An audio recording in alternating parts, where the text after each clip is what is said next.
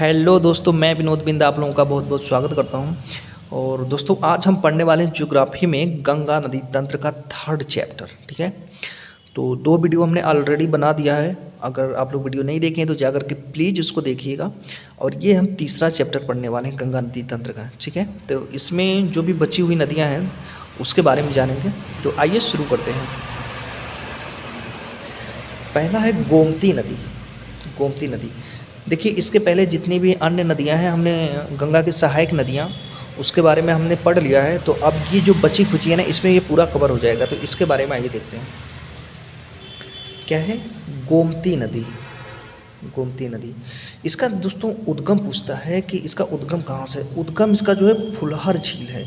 और फुलहर झील ये कहाँ पड़ती है? ये पीलीभीत जिला में पड़ती है। पीलीभीत उत्तर प्रदेश के पीलीभीत जिला में। और देखिए गंगा के जो सहायक नदियां हैं ना, बाएं तट से मिलने वाली सहायक नदियों में ये पहली ऐसी नदी है जो हिमालयी सहायक नदी नहीं है। यानी कहने का मतलब कि गंगा में जो बाएं तट से मिलने वाली नदियां हैं वो सारी की सारी हिमालय से आकर के गंगा में मिलती हैं।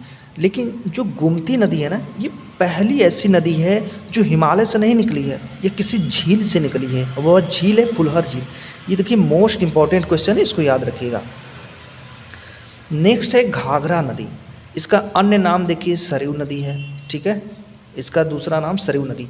और सरयू नदी के किनारे कौन कौन से नगर है बताइए। तो सबसे बड़ी चीज़ कि आप अयोध्या को देख लीजिए। अयोध्या जो है सरयू नदी के किनारे है। ठीक है ना, मोस्ट इम्पॉर्टेंट। देखिए ये गंगा में छपरा में मिल जाती है, छपरा में जाकर के मिल जाती है। उसके बाद आता है गंडक नदी।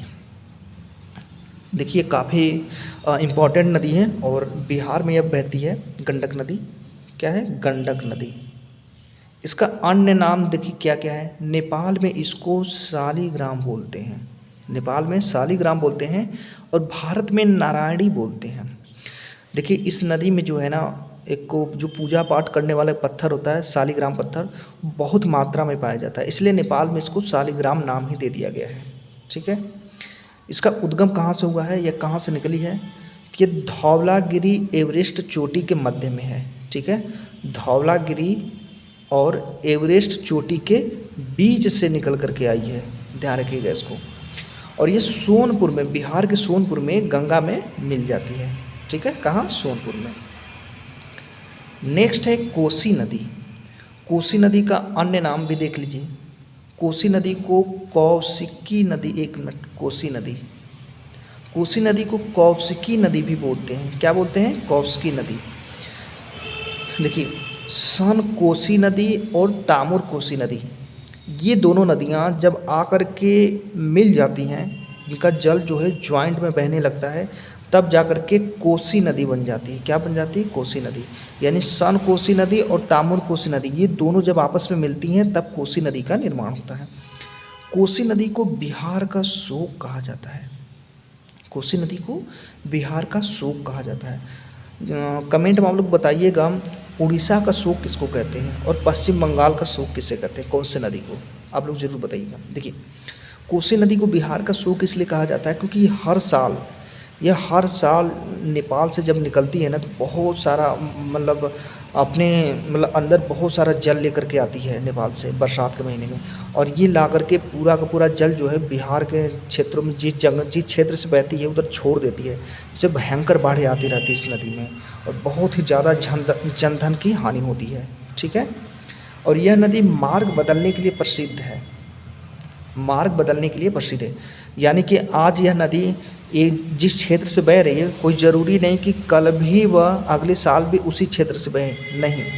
यह क्या करती है कि अपना मार्ग ही बदल देती है। मार्ग बदलने का कारण ये है ना कि देखिए जब हिमालय से यानी नेपाल से ये उतर करके आती है तो अपने साथ बहुत सारा मिट्टी पत्थर लेकर के आती है। और जब ये बहाते बहाते मिट्टी पत्थर बालू ये सब चीज़ें लाती है, तो ये कहीं ना कहीं आगे जा कर के एक जगह फेंक देती है, सामने फेंक देती है मिट्टी बालू पत्थर, जिससे जाम हो जाता है। फिर उसके बाद इसका पानी बहने के लिए कोई जगह तो चाहिए ना, तो उसके बाद ये जहाँ अगल बगल देखती है जिधर की मिट्टी कमज़ोर हो उधर ही घूम के लगती है बहने। इसलिए इसको मार्ग बदलने के लिए जाना जाता है कि ये काफ़ी प्रसिद्ध है। बाढ़ बहुत आती है इस नदी में, बाढ़ भी बहुत आती है।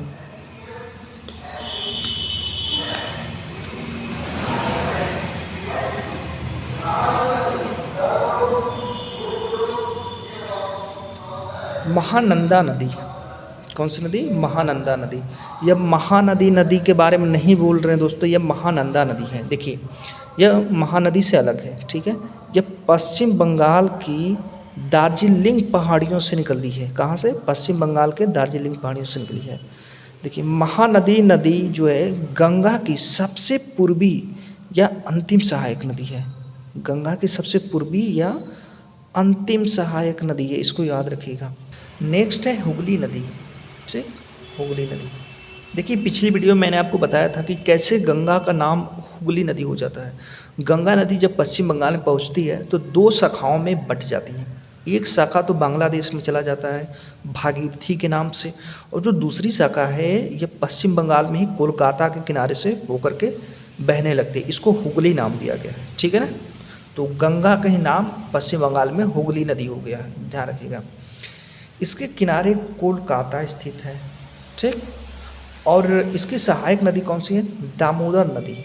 दामोदर नदी इसकी सहायक नदी है। तो इस तरह से गंगा का 3rd चैप्टर भी समाप्त हो गया, और गंगा नदी तंत्र के बारे में हमने पूरी तरह से, जो भी इनकी सहायक नदियाँ थी सबके बारे में हमने अच्छी तरह से जान लिया। तो ठीक है, इसी पे वीडियो क्लोज करते हैं। धन्यवाद।